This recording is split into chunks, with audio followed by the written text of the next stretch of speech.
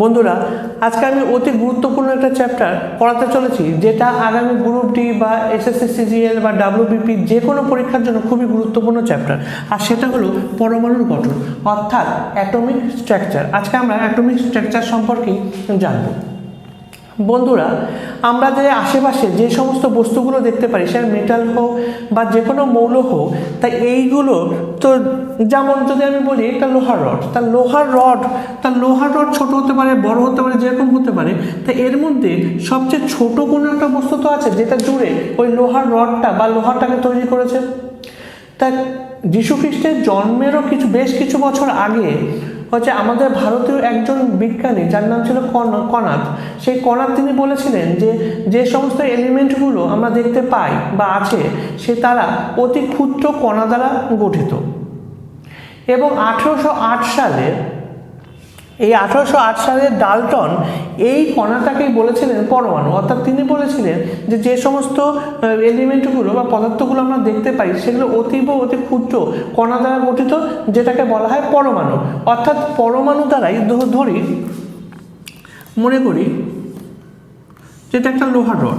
তাই এই লোহার রডটা কী হয়েছে, অতীব ক্ষুদ্র এরকম ছোট ছোট পরমাণু দ্বারা গঠিত। এরকম পরমাণু দ্বারা গঠিত যে পরমাণুগুলো হবে অবিভাজ্য, যে পরমাণুগুলোর ধর্ম একই রকম হবে এবং তারা রাসায়নিক বিক্রিয়াতে একই ধর্ম পালন করবে, সেটাকেই বলবে হচ্ছে পরমাণু। তা তিনি বলেছিলেন পরমাণু অবিভাজ্য এবং পরমাণু হচ্ছে যে কোনো মৌল বা পদার্থের সবচেয়ে ছোট কণা। তাহলে বুঝতে পারলাম যে পরমাণু ধারণাটা কোথা থেকে এসছে। এটা দিয়েছিলেন ডাল্টন 1808 সালে। কিন্তু পরবর্তীকালে দেখা গেছে যে পরমাণুকেও ভাঙা সম্ভব হয়।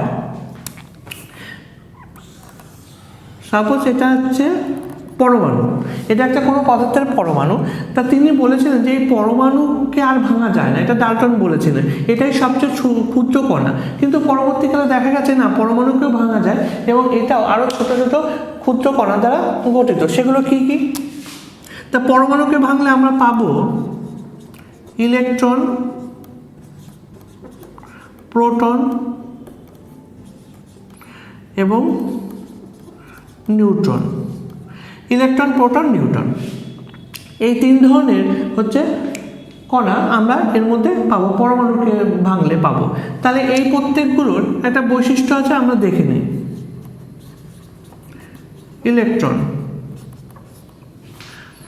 ইলেকট্রনের আধান বা নেচার অফ চার্জ। ইলেকট্রনের নেচার অফ চার্জ কি? নেগেটিভ, অর্থাৎ এটা হচ্ছে ঋণাত্মক আধানযুক্ত। ক্লিয়ার? ইলেকট্রনের অ্যামাউন্ট অফ চার্জ কত? Amount of charge 1.602 into 10⁻⁻19 coulomb. এটা হচ্ছে অ্যামাউন্ট অফ চার্জ কার? হচ্ছে ইলেকট্রনের। এর মাস বা ভর, ইলেকট্রনের ভর কত? 9.11 ইন্টু 10⁻31 কেজি। বা এটাকে যদি AMU অর্থাৎ অ্যাটমিক মাস ইউনিটে আমরা দেখি, তাহলে এর হচ্ছে হবে 0.00054 AMU। এটা হচ্ছে ইলেকট্রনের বৈশিষ্ট্য। ক্লিয়ার? সিমিলারভাবে আমরা প্রোটনের দেখে নিই। প্রোটনের দেখব প্রোটন। তাহলে প্রোটনের নেচার অফ চার্জ কত? প্রোটনের নেচার অফ চার্জ হচ্ছে পজিটিভ, অর্থাৎ এটা ধনাত্মক। অ্যামাউন্ট অফ চার্জ,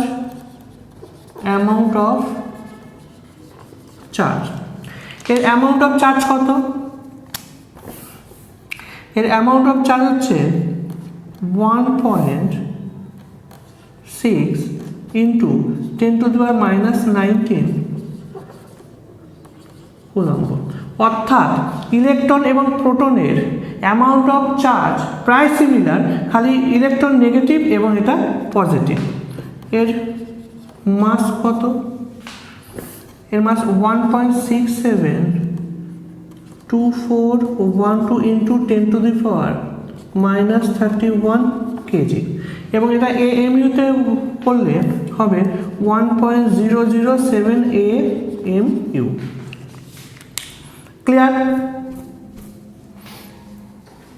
ওকে, এবার আমরা নিউটন দেখব।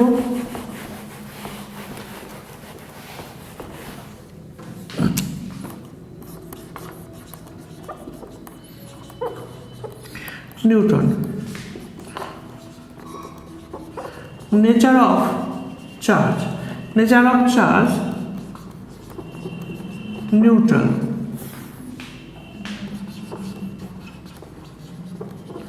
অ্যামাউন্ট অফ চার্জ 0, এর মাস 1.76492 ইন্টু 10⁻³ কেজি, এবং যদি AMU-তে করি তাহলে 1.008 AMU। তাহলে আমরা বুঝতেই পারছি যে নিউটন এবং প্রোটনের মাস সিমিলার। আচ্ছা, ইলেকট্রন, এটা কে আবিষ্কার করেছিল? 1869-এ ইলেকট্রন আবিষ্কার করেছিল জে থমসন। প্রোটন কে আবিষ্কার করেছে? প্রোটন আবিষ্কার হয়েছে 1886-এ গোল্ডস্টেইনার। আর নিউটনকে আবিষ্কার করেছে এই 1932-তে স্যাডউইক। তাহলে ইলেকট্রন আবিষ্কার হয়েছে জে থমসনের দ্বারা, প্রোটন আবিষ্কার হয়েছে গোল্ডস্টেইনের দ্বারা, আর হচ্ছে নিউটন আবিষ্কার হয়েছে স্যাডউইকের দ্বারা। প্রোটন এই নামকরণটা কিন্তু করেছে রাদারফোর্ড। আচ্ছা, তাহলে ডাল্টনের পরমাণু থেকে তো আমরা জানতে পারলাম যে পরমাণু এটা। তারপরে এরা যারা আবিষ্কার করেছে জানতে পারলাম যে পরমাণুকে ইলেকট্রন, প্রোটন, নিউটন ভাবে ভাঙা যায়। এবার পরমাণুটা কিন্তু দেখে নিই ভালোভাবে যে পরমাণু, এই যে পরমাণু, এই পরমাণুর মধ্যে এই ইলেকট্রন, প্রোটন, নিউটন কোথায় থাকে? দেখো, একটা পরমাণুর ম্যাক্সিমাম জায়গাটাই থাকে ফাঁকা, নিরিট কোন জায়গাটা থাকে? যেটা নিউক্লিয়াস। অর্থাৎ একটা পরমাণুর মিডিল অংশটাকে, যে অংশটা নিরেট থাকে সেই অংশটাকে বলা হয় নিউক্লিয়াস। আর নিউক্লিয়াস কী কী নিয়ে গঠিত? নিউক্লিয়াস গঠিত হচ্ছে নিউট্রন আর হচ্ছে প্রোটন। তা নিউট্রন, প্রোটন, এখানে প্রোটন আর হচ্ছে নিউট্রন থাকে। বোঝা গেল? তাহলে প্রোটন, নিউট্রন, নিউক্লিয়াস, একটা পরমাণুর নিউক্লিয়াস তাহলে কী কী নিয়ে গঠিত? প্রোটন সংখ্যা এবং নিউট্রন সংখ্যা। প্রোটন এবং নিউট্রন নিয়েই হচ্ছে এই একটা পরমাণুর নিউক্লিয়াস গঠিত হয়। ঠিক আছে? তাহলে প্রোটন আর নিউট্রন থাকে নিউক্লিয়াসে, যেটা একটা নিরেট অংশ। আর এরা কীভাবে থাকে, অবস্থান করে নিউক্লিয়াসে? এরা তাদের মধ্যে, নিজেদের মধ্যে শক্তি বিনিময়ের মাধ্যমে, অর্থাৎ ফোর্স এক্সচেঞ্জের মাধ্যমে এরা হচ্ছে এখানে অবস্থান করে নিউক্লিয়াসে। তাহলে ইলেকট্রন কোথায় থাকে? ইলেকট্রন ঠিক এই নিউক্লিয়াসের চারিপাশে কক্ষ তৈরি করে করে থাকে, যেটা আমরা খুব ভালো করে বুঝবো। তার আগে আমরা পরমাণু সম্পর্কে জেনে নিই। কিছু জিনিস আমাদের জানতে হবে, যেমন পরমাণুর ভর সংখ্যা কাকে বলে, পরমাণু ক্রমাঙ্ক বা পারমাণবিক সংখ্যা কাকে বলে। একটা পরমাণুর মধ্যে যতগুলো প্রোটন সংখ্যা থাকে ঠিক ততগুলোই ইলেকট্রন সংখ্যা থাকে। ঠিক আছে? একটা পরমাণুর মধ্যে যতগুলো প্রোটন সংখ্যা থাকে ততগুলো ইলেকট্রন সংখ্যা থাকে। এটা আমি পরে দেখাবো। তাহলে আমি কি বলেছিলাম যে এই নিউক্লিয়াস কী নিয়ে গঠিত? প্রোটন আর নিউট্রন নিয়ে গঠিত।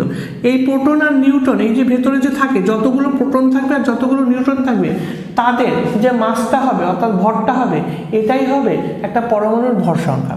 তাহলে পরমাণুর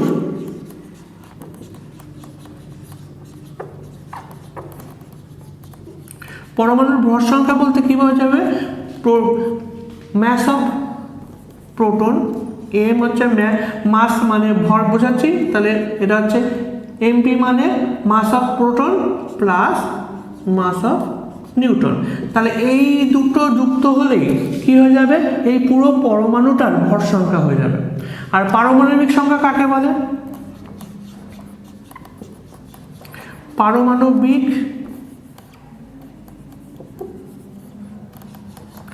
পারমাণবিক সংখ্যা হচ্ছে নাম্বার অফ প্রোটন সংখ্যা, নাম্বার অফ প্রোটন সংখ্যা। তাহলে একটা পরমাণুর পারমাণবিক সংখ্যা বা পরমাণু ক্রমাঙ্ক বলতে কি বোঝায়? নাম্বার অফ প্রোটন সংখ্যা, যতগুলো ওর মধ্যে প্রোটন থাকে সেটাই হচ্ছে পারমাণবিক সংখ্যা। ক্লিয়ার?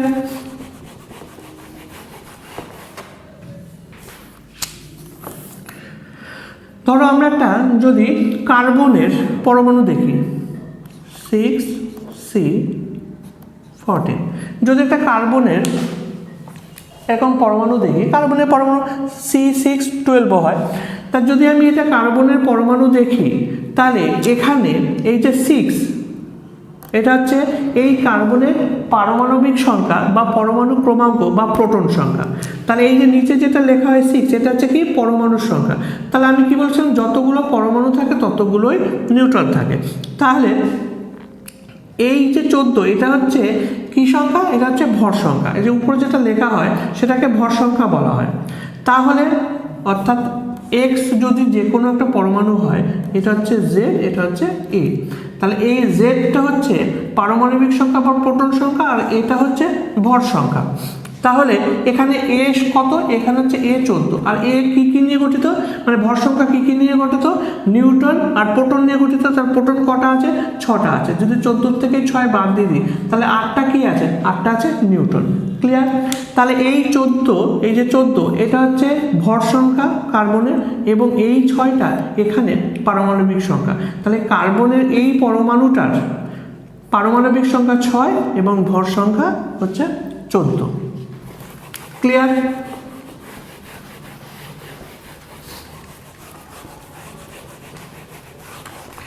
এবার দেখো আমরা পরমাণুর, ধরো এটা একটা পরমাণুর নিউক্লিয়াস, এটা একটা পরমাণু নিউক্লিয়াস যেখানে প্রোটন আর নিউট্রন রয়েছে। তাহলে আমি কি বলেছিলাম যে যতগুলো প্রোটন থাকবে ততগুলোই ইলেকট্রন থাকবে। তাহলে এই পরমাণুর মধ্যে অর্থাৎ এই নিউক্লিয়াসে প্রোটন যতগুলো আছে ততগুলোই হচ্ছে ইলেকট্রন থাকবে। আর সেগুলো কিভাবে থাকবে? কক্ষপথ তৈরি করে থাকবে। এটা ঠিক সৌরমণ্ডলের মতো এখানে কক্ষপথ তৈরি করে হচ্ছে ইলেকট্রন থাকবে। তাহলে এই যে কক্ষপথের ইলেকট্রনগুলো থাকে, এই কক্ষপথগুলো একটা নাম আছে, এটা হচ্ছে KLMN, KLMN। ঠিক আছে, এটার মান 1, এটা 2, এটা 3, এটা 4, এরকম করে ধরা হয়েছে। KLM এইভাবে নাম দেওয়া হয়েছে এবং 1, 2, 3, 4 করে এর মান ধরা হয়েছে। তাহলে এখানে ইলেকট্রন কিভাবে থাকবে? ইলেকট্রন থাকবে 2 × n², এই সূত্রে থাকবে। n বলতে এখানে এই যে নাম্বার অফ এই যে কক্ষপথটা রয়েছে, এই কক্ষপথের মানটা হচ্ছে এখানে n বসাবো। ধরো যে কে কক্ষপথে কটা ইলেকট্রন থাকবে? সর্বোচ্চ থাকতে পারবে। কে এর মান আমি কত বলেছিলাম? 1, 2, 3, 4 এভাবে উঠবে। তাহলে কে এখানে মান কত? 1, তাহলে এখানে 1² তাহলে কত হলো? 2। তাহলে কে কক্ষপথে কটা থাকতে পারবে? সর্বোচ্চ ইলেকট্রন থাকতে পারবে 2টো। তারপর যদি এল কক্ষপথে আসি, আবার 2 × n, এল এর মান কত? এখানে 2, যদি ধরি 2, তাহলে 2 × n², তা 2² কত? 4, তাহলে 8। তাহলে পরে এল কক্ষে কটা থাকতে পারবে? 8টা সর্বোচ্চ থাকতে পারবে। তারপরে এম কে যদি ধরি তাহলে এম হচ্ছে 3, তা 2 × 3² 9, তাহলে 18টি। তাহলে এম কক্ষে 18টি থাকতে পারবে। তাহলে এন কক্ষে কটা থাকতে পারবে? 2 × 4² 16, 16 × 2 32। তাহলে এইভাবে থাকবে। কিন্তু এটা হচ্ছে সম্পূর্ণ তত্ত্ব নয়, কারণ এখানে অনেক সাবসেল আছে। এগুলোকে যদি আমি সেল বলি, এই কক্ষগুলোকে যদি সেল ধরা হয়, এই কক্ষগুলোকে যদি সেল ধরা হয় তাহলে এর মধ্যে অনেক সাবসেল আছে। কারণ এই যে কক্ষগুলোতে ইলেকট্রন থাকে তাদের ইনক্রিজিং অফ পাওয়ার হিসাবে, ইনক্রিজিং অফ পাওয়ার হিসাবে মানে যার পাওয়ার সবচেয়ে কম সে আগে থাকবে, তারপর যার পাওয়ার বেশি সে তারপরে থাকবে, সে তারপরে এইভাবে আসবে, অর্থাৎ যার পাওয়ার কম সে আগে চলে আসবে। এইভাবে হচ্ছে থাকাতে এখানে অনেকগুলো সাবসেল তৈরি হয়েছে, তাহলে এই প্রত্যেকটা সেলের মধ্যেও আবার সাবসেল তৈরি হয়েছে, তাই সেই সাবসেলগুলো আমরা একটু বুঝবো। তার আগে দেখে নিই কিছু কিছু মৌলর মধ্যে কিভাবে ওইভাবে থাকে।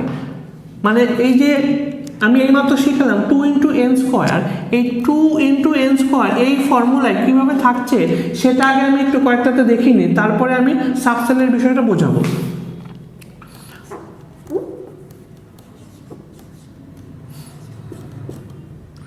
ধরো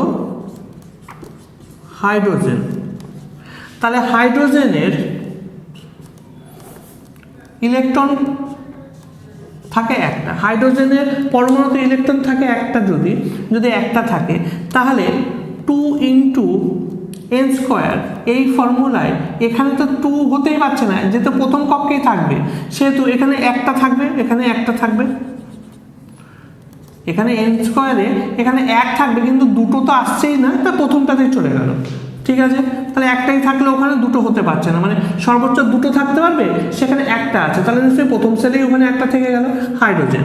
তারপরে যদি হিলিয়াম ধরি, হিলিয়াম যার ইলেকট্রন সংখ্যা 2, তাহলে 2 কোথায় থাকবে?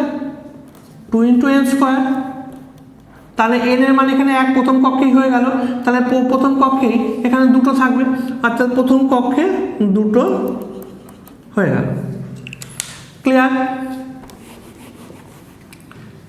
এবার যদি লিথিয়াম দেখি, লিথিয়াম, তাহলে লিথিয়ামের ইলেকট্রন সংখ্যা কত? 3, লিথিয়ামের ইলেকট্রন সংখ্যা 3, তাহলে লিথিয়াম 3 কি থাকবে? তা প্রথম কক্ষে দুটো থাকতে পারবে, আর তারপরে একটা যে বেঁচে থাকবে সেটা কোথায় থাকবে? পরে এল কক্ষে থাকবে। ক্লিয়ার? তাহলে লিথিয়ামে 3টে হলে তাহলে প্রথম কক্ষে তো দুটোই থাকতে পারবে, তো দুটো, তারপরে কক্ষে একটা। ক্লিয়ার? আচ্ছা, এটা গেল লিথিয়াম। তারপর যদি দেখি বেরিলিয়াম, বেরিলিয়ামের 4, তাহলে 4টে হলে প্রথম কক্ষে দুটো, আর পরের কক্ষে সর্বোচ্চ 8টা থাকতে পারবে, তা প্রথম কক্ষে দুটো বসবে, তার পরের কক্ষে হচ্ছে সর্বোচ্চ আরও 8টা বসতে পারবে, কিন্তু দুটো পড়ে হলে সেই দুটোই ওখানেই বসবে, তা প্রথম কক্ষে দুটো আর তারপরের কক্ষে আর দুটো বসে যাবে। বেরিলিয়াম। যদি ধরি বোরন, বোরন, বোরনের 5, তাহলে 5টা হলে প্রথম কক্ষে দুটো আর পরের কক্ষে 3টে বসে যাবে, কারণ 8টা পর্যন্ত পরের কক্ষে থাকতে পারবে, সেখানে এখানে দুটো বসলো, পরে 3টে বসে গেল পরের কক্ষে। আচ্ছা, বোরন। এবার যদি কার্বন দেখি, তাহলে কার্বনের হচ্ছে 6, কার্বনের 6টা, তাহলে 6টা হলে দুটো আর পরেরটায় 4টে, তাহলে 2 আর 4 বসে গেল কার্বন। তারপরে নাইট্রোজেন, নাইট্রোজেন, নাইট্রোজেনের 7টা হলে প্রথম কক্ষে দুটো থাকবে, তাহলে 5টা থাকবে পরের কক্ষে, পরের কক্ষে 5টা হয়ে গেল। ক্লিয়ার? নাইট্রোজেনের হলে প্রথম কক্ষে দুটো, কারণ 8টা পর্যন্ত থাকতে পারবে, তাহলে হচ্ছে এখানে দুটো আর বাকি 5টা পরের কক্ষে। নাইট্রোজেন। এবার অক্সিজেন, অক্সিজেনের 8, অক্সিজেনের 8 হলে প্রথম কক্ষে দুটো আর বাকি পরের কক্ষে 6টা থাকবে, তাহলে এইভাবে চলে আসছে। দেখো, এবার একটু বড় দিয়ে বোঝাচ্ছি।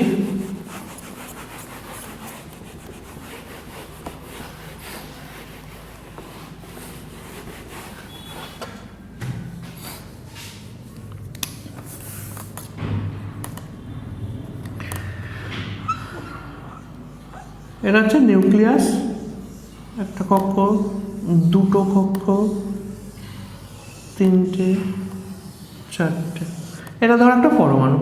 আমি বললাম সাবসেলগুলো কিভাবে থাকে। সাবসেলগুলোকে এভাবে ধরা হয়, এখানে হচ্ছে S, এখানে হচ্ছে 2S, 2P, এই SP এগুলো সাবসেলকে ডিভাইড করা হয়েছে। তাহলে এখানে হচ্ছে প্রথমে 1 কক্ষে, তাই 1, 1S, তারপরে 2sp। মনে রাখবা যে এখানে সাবসেলগুলোকে কীভাবে হচ্ছে এস পি ডি এফ এইভাবে করা হয়েছে। তাহলে প্রথম কক্ষে 1s, দ্বিতীয় কক্ষে থাকবে এস আর পি, তৃতীয় কক্ষে থাকবে এস পি ডি, আর চতুর্থ কক্ষে থাকবে এস পি ডি এফ, এভাবে থাকবে।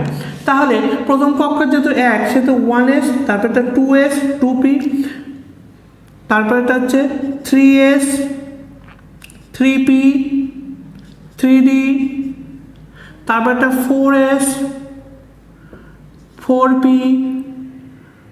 4d 4f, এইভাবে থাকবে। এইভাবে ভাগ হবে। তাহলে আমি কি বললাম, এস পি ডি এফ এইভাবে হচ্ছে সাবসেলগুলোকে ভাগ করা হয়েছে এবং প্রত্যেক কটা সাবসেলে কটা করে থাকবে এটার মানও বলে দেওয়া হয়েছে। কীভাবে, যেমন এসে সর্বোচ্চ 2টো ইলেকট্রন থাকতে পারবে, পিতে 6টা ইলেকট্রন থাকতে পারবে, ডিতে 10টা ইলেকট্রন থাকতে পারবে, আর এফে 14টা ইলেকট্রন থাকতে পারবে। এইভাবে হচ্ছে সাবসেলগুলোকে ধরা হয়েছে। তাহলে এবার আমি এই যে সাবসেলগুলোকে কিভাবে ডিস্ট্রিবিউট করা হয় সেটা আমি দেখাবো। ধরো আয়রন, তা আয়রনের ইলেকট্রন সংখ্যা কত, 26। তাহলে 26কে কীভাবে করা হয়েছে দেখো, প্রথম কক্ষে 2টোর বেশি রাখা যায় না, 2, পরের কক্ষে 8টার বেশি থাকতে পারবে না, 8 হচ্ছে। দেখো এই যে এখানে দেখে নিই আমরা, এই যে এস, তারপরটা 2s 2p এরকম দেখে নিই। তাহলে যদি প্রথমটা হচ্ছে 1s, তাহলে এস এর মান কত, 2, একটা এসে 2টো ইলেকট্রন থাকতে পারে, এস এর মান 2। তারপরের কক্ষে মানে 2s 2p, তাহলে 2s এখানে 2টো, আর পিতে কটা থাকতে পারবে, পিতে থাকতে পারবে 6টা। ঠিক আছে, তা 2 আর 6 দেখো 8টা হয়ে গেল, দ্বিতীয় কক্ষে 8টা হয়ে গেল। এবার তৃতীয় কক্ষে 3s 2, 3p 3p 6, 2 আর 6 8 এখানেও হয়ে গেল। এবার 3d আসবে। আচ্ছা মনে রাখবা যে ডি এর থেকে মানে 3d 4s এর থেকে, এই যে 4s এর থেকে ডি বেশি পাওয়ারফুল, তার জন্য ইলেকট্রন বিন্যাস করার সময় আগে 4s এ ঢুকবে, তারপরে 3d তে ঢুকবে। ঠিক আছে, তাহলে দেখো কটা হয়ে গেল ডিস্ট্রিবিউট দেখে নিই, 2 8 10 10 আর এদিকে 8 18টা হয়ে গেল। আচ্ছা তাহলে কটা ছিল, 26টা, তার মানে 18টা হয়ে গেল হচ্ছে। এইবার আমি ডি এর মান কত বলছিলাম, ডি সর্বোচ্চ কটা ধরতে পারে, 10টা। যদি আমি এখানে 10 দিই তাহলে 18 আর 10 কত হয়ে যাবে, 18 আর 10 28, আর হচ্ছে লাস্টে 4s যেখানে 2টো ঢুকতে পারতো সেখানে একটা ঢুকবে, যে সর্বোচ্চ 2টো নিতে পারতো কিন্তু একটা হয়ে গেল। তাহলে কীভাবে হলো, প্রথম কক্ষে 2টো, তারপরের কক্ষে 8টা, এই যে তারপরের কক্ষে 8টা, আর তারপরের কক্ষে কটা, 18টা, আর তারপরের কক্ষে 29টা ছিল। যা আমি হচ্ছে আয়রন না ধরে হচ্ছে জিঙ্কের করে দিচ্ছিলাম। আরেকবার একটু বুঝে নাও, আমি 26 না ধরে 30 ধরে অর্থাৎ জিঙ্কেরটা করে দিচ্ছিলাম। তোমরা একটু 26টা দেখো, গুলিয়ে ফেলো না, কারণ হচ্ছে একটু বুঝে নাও ভালো করে। প্রথম কক্ষে এস এর মান 2, দুটোই রাখতে। দ্বিতীয় কক্ষে 2s 2p, পিতে 6টা, অর্থাৎ দ্বিতীয় কক্ষে এই 8টা থাকবে। তৃতীয় কক্ষে অর্থাৎ 3s, এস এর মান 2, তারপরে 3p, p হচ্ছে 6। ভালো করে দেখো কটা হয়ে গেল, এদিকে হচ্ছে 8 আর 2 10টা হয়ে গেছে, 10 আর হচ্ছে এদিকে 8 18টা হয়ে গেছে। তাহলে পড়ে থাকলো কটা, পড়ে থাকলো হচ্ছে 26-এর থেকে যদি 18টা চলে যায় তাহলে আর 8টা পড়ে আছে। ক্লিয়ার, 8টার মধ্যে আমি কি বলেছিলাম যে এই যে 3d এই 3dটা পাওয়ারফুল কার থেকে, 4s এর থেকে, তাই 4s এ আগে ঢুকবে, আর 4s এ আগে ঢোকার পরে যেটা পড়ে থাকবে সেটা ডিতে 4dতে পড়ে আসবে। তাহলে 4s এর 2টো ঢুকবে, 2টো ঢোকার পরে তার পড়েছিল কটা, পড়েছিল হচ্ছে দেখে নিই 2, আর এদিকে হচ্ছে 8 10 10 আর এদিকে হচ্ছে 10 আর এদিকে হচ্ছে 18, 18-র মধ্যে তাহলে 26-এর মধ্যে 18টা হয়ে গেছিলো, তাহলে আর 8টা পড়েছিল, দুটো এখানে, তাহলে 6টা থাকবে এই দিতে, তাহলে কটা হয়ে গেল দ্বিতীয়তে 14টা, তাহলে 2 8 14 2। এই জায়গাটা একটু কনফিউজিং, তুমি আরেকবার বুঝে নাও, আমি পরিষ্কার করে বোঝাচ্ছি।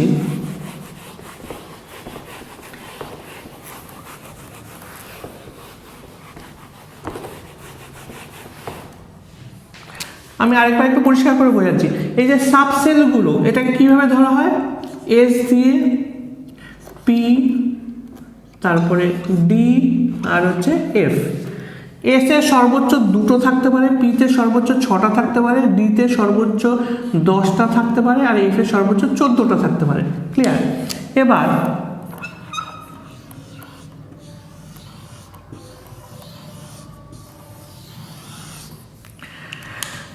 এখানে হচ্ছে এস তা প্রথম কক্ষে মানে 1, তারপরে এসপি, তারপরে হচ্ছে এসপি ডি,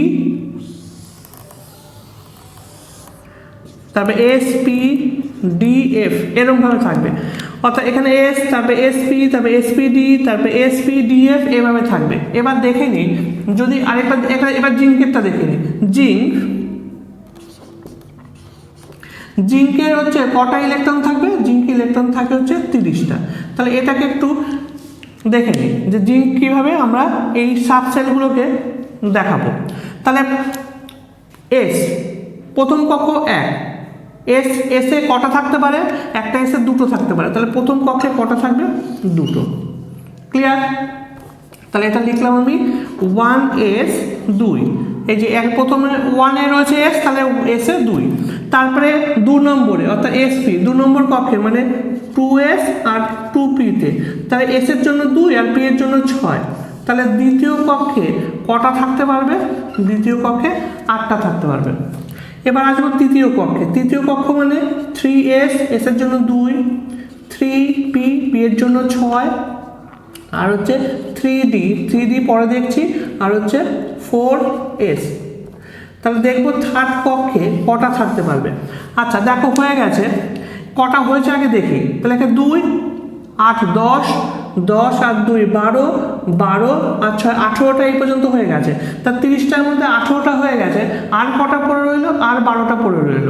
তাহলে 12টার মধ্যে আমি কি বলেছিলাম যে যেটা 3D সেটা 4s এর থেকে বেশি পাওয়ারফুল, তার জন্য 4s এ আগে ঢুকবে, তারপরে হচ্ছে কোথায় ঢুকবে? তারপরে ডিতে ঢুকবে। তাই এসে তো দুটোই ঢুকতে পারে, তা 4s এর 2টো ঢুকবে, তার 12টার মধ্যে 2টো এখানে ঢুকে গেল, তার ডিতে কটা থাকতে পারে? 10টা থাকতে পারে, তাই এখানে 10 হয়ে গেল। তাহলে কি হয়ে গেল? তা 2 8, আর এখানে 3 নম্বরে দেখে নিই 2 6 8 আর 10 18টা, তাহলে তৃতীয় নম্বরে 18টা এবং লাস্টে 2টো। তাহলে কি হয়ে গেল? 2 8 18 আর হচ্ছে 2, এই হচ্ছে সাবসেল। তাহলে এইভাবে সাবসেলগুলোকে পরমাণুর হচ্ছে মানে ইলেকট্রনের বিন্যাসটা করা হয়। ক্লিয়ার?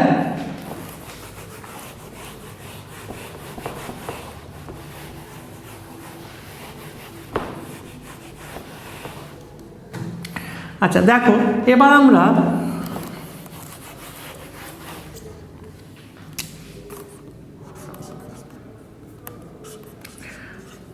আইসোটোপস কি সে জিনিসটা দেখব। আইসোটোপস দেখো, আমরা জানি যে ভর সংখ্যা শিখেছি, পারমাণবিক সংখ্যা শিখেছি, এগুলো আমরা শিখেছি। তার প্রকৃতিতে এমন কিছু মৌল আছে যে মৌলগুলোর একটা মৌলের মধ্যে একাধিক হচ্ছে পরমাণু হচ্ছে বিভিন্ন পারমাণবিক সংখ্যা বা ভর সংখ্যা যুক্ত হয়ে থাকে। যেমন হাইড্রোজেনের ক্ষেত্রে যদি নিই, সাধারণ হাইড্রোজেন যেটা H1O1, এই একটা পরমাণু দেখতে পাওয়া যায়। আবার এটাকে বলা হয় প্রোটেয়াম। আবার H12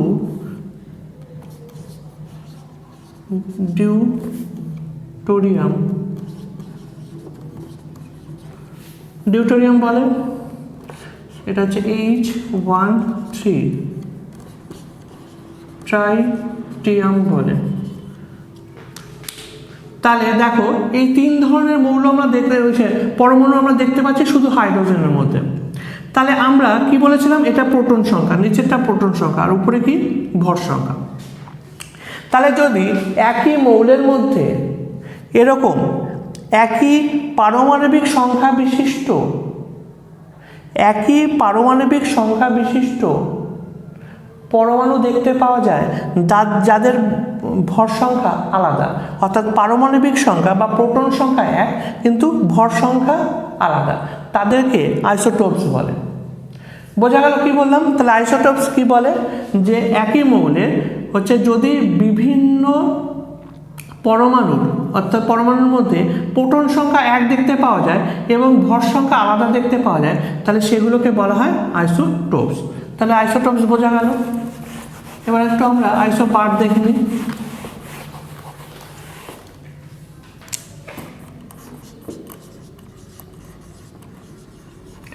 আইসোবার্স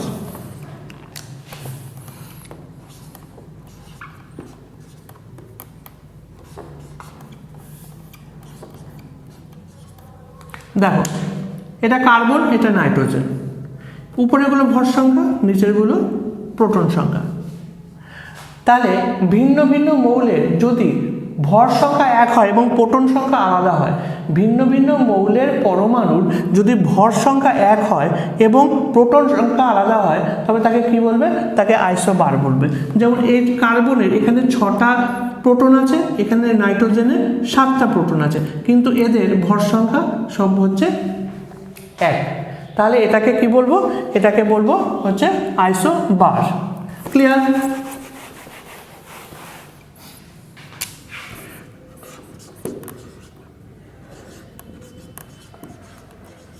এবার দেখবো আইসোটোনস।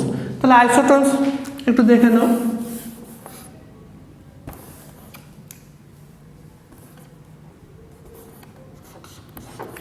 পটাশিয়াম,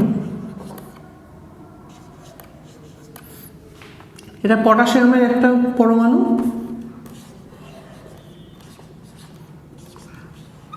আর এটা ক্যালসিয়ামের একটা পরমাণু।